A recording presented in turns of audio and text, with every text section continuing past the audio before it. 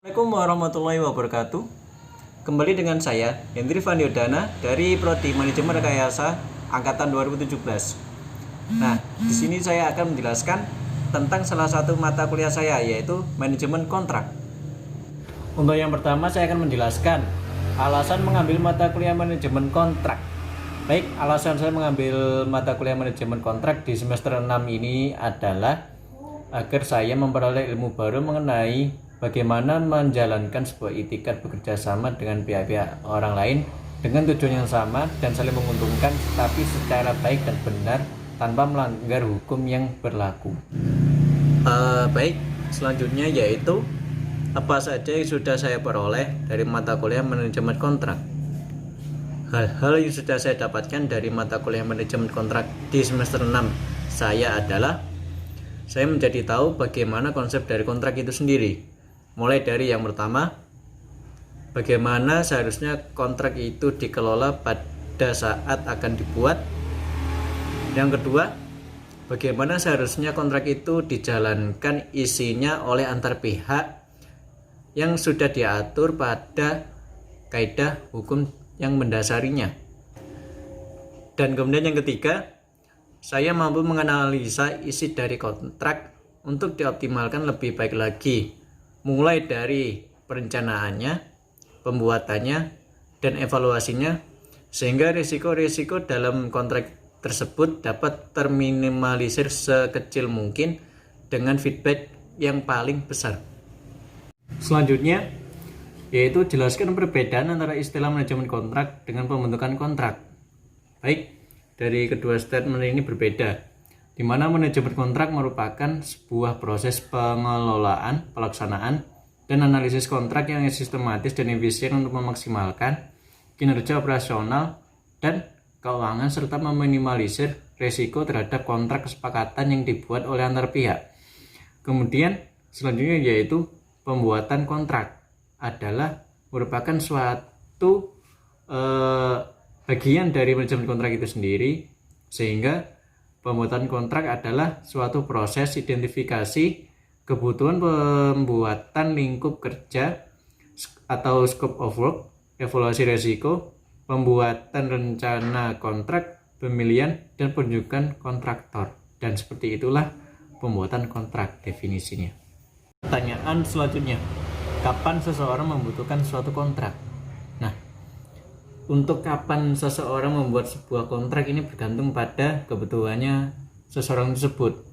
Terkadang seseorang mengadakan sebuah bentuk kerjasama dengan pihak lain, dan untuk memastikan bentuk kerjasama tersebut terjamin secara hukum atau legal secara hukum, maka dibutuhkan sebuah kontrak sebagai bentuk otentik yang sah. Kemudian jelaskan tahapan-tahapan manajemen kontrak. Dalam tahapan manajemen kontrak itu dibagi menjadi dua bagian. Yang pertama yaitu pembuatan kontrak, dan kedua pelaksanaan kontrak. Untuk pembuatan kontrak itu sendiri dibagi menjadi beberapa bagian, yaitu identifikasi kebutuhan, pembuatan lingkup kerja, evaluasi risiko, pembuatan rencana pengelolaan kontrak, pemilihan atau penunjukan kontraktor. Selanjutnya, untuk pelaksanaan kontrak dibagi menjadi beberapa bagian juga. Yang pertama yaitu pengelolaan dokumen, eksekusi pengadaan jasa atau barang, penanganan perselisihan, monitoring kerja, audit, dan penyelesaian kontrak itu sendiri bagaimana setelah kontrak itu berakhir. Kemudian, mengapa sebuah kontrak menjadi hal yang penting dalam perjanjian? Nah, karena kontrak itu merupakan hal yang sangat penting ya. Jadi karena dengan kontrak yang menjadi bukti otentik dalam membentuk sebuah kerjasama dengan pihak lain, maka kontrak itu dapat membantu yang pertama sebagai landasan bukti secara sah hukum, yang kedua memastikan penyelesaian pekerjaan secara efisien, yang ketiga memastikan pengertian yang sama atas kesepakatan yang telah dibuat, kemudian yang keempat memastikan kepatuhan para pihak yang bertanda tangan, yang kelima menghindari dan menyelesaikan perselisihan yang akan terjadi. Yang keenam, penilaian kinerja yang adil dan transparan antara pihak terkait. Dan yang terakhir, dapat meminimalisir berbagai risiko yang akan terjadi, yang dimana hal itu akan berdampak pada kontrak yang telah dibuat tersebut. Pertanyaan selanjutnya, apa saja yang perlu diperhatikan dalam pelaksanaan manajemen kontrak? Nah, terdapat beberapa hal yang harus diperhatikan dalam pembuatan kontrak, di mana hal ini juga tidak dapat dikesampingkan maupun dilewatkan. Jadinya beberapa hal yang harus diperhatikan dalam pembuatan kontrak diantaranya yaitu yang pertama, subjek hukum kontrak. Yang dimaksud adalah pihak-pihak siapa saja yang akan diajak untuk bekerja sama. Kemudian yang kedua, latar belakang kontrak, yaitu seberapa urgensinya kontrak tersebut dibuat. Yang ketiga, bentuk hubungan hukum. Yang dimaksud adalah jenis kontrak apakah yang akan dipakai, karena akan berpengaruh pada jenis format standar yang akan dipakai dalam pembuatannya. Yang keempat, hak dan kewajiban antar pihak. Yang kelima, pelaksanaan hak dan kewajibannya bagaimana. Yang keenam, jangka waktu masa kontrak seberapa lama. Yang ketujuh, tata cara pembayaran. Kedelapan, force majeure atau hal-hal yang mengakibatkan pihak yang menjalankan kewajibannya tersebut terhalangkan tapi tanpa dia inginkan, atau dalam artian kasar tidak sengaja. Yang kesembilan, proses perubahan kontrak atau addendum. Yang kesepuluh, proses penghentian kontrak tersebut apabila sudah berakhir. Yang ke-11, proses penyelesaian perselisihan. Yang ke-12, pihak-pihak yang telah bertanda tangan. Dan yang ke-13 adalah kontrak seberapakah perlu atau tidak perlu dalam menggunakan seseorang notaris atau akta notaris. Nah, sekarang sebenarnya sudah masuk pertanyaan ke-8 ya teman-teman.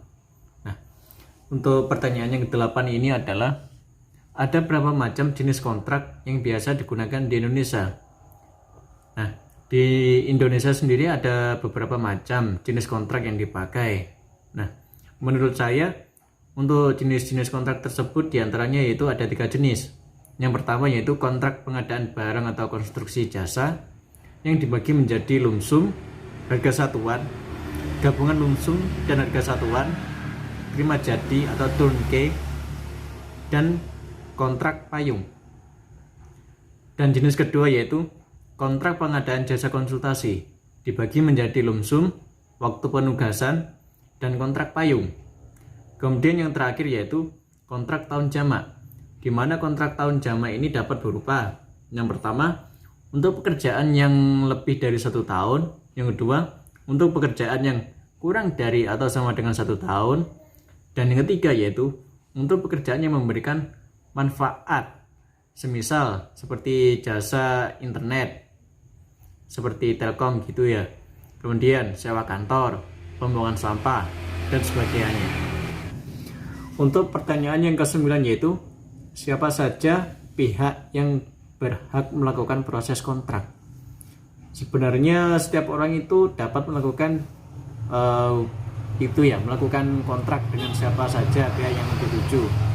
Jadinya yaitu setiap orang yang berkompeten dapat melakukan proses kontrak dengan pihak-pihak siapa saja yang akan dituju untuk menjalin hubungan kerjasama dengan tujuan yang saling menguntungkan antar pihak.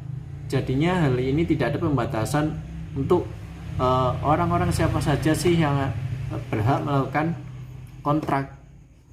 Baik, kemudian untuk pertanyaan yang terakhir, apa saja yang membuat sebuah kontrak dikatakan tidak valid?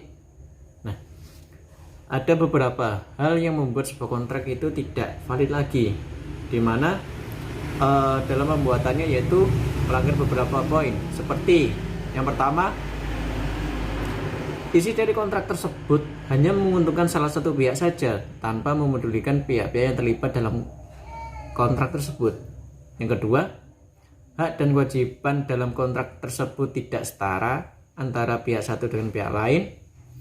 Yang ketiga, kontrak merupakan sebuah bentuk paksaan atau penipuan, sehingga hal tersebut sangat merugikan pihak dalam kontrak tersebut. Dan kemudian isi kontrak melanggar dari dasar hukum yang mengatur, sehingga kontrak tidak berjalan dengan semestinya, di mana kontrak seharusnya berjalan sesuai dengan peraturan yang berlaku. Baik ya, cukup sekian dari hal-hal yang dapat saya sampaikan mengenai mata kuliah manajemen kontrak yang sedang saya dalami di semester 6 ini. Semoga apa yang saya sampaikan dapat memberikan manfaat, dan untuk kurang lebihnya saya mohon maaf apabila ada salah-salah kata. Saya pamit undur diri. Saya Hendri Vaniodana dari Manajemen Rekayasa Angkatan 2017 yang sedang menduduki di semester 6. Undur diri. Wassalamualaikum warahmatullahi wabarakatuh.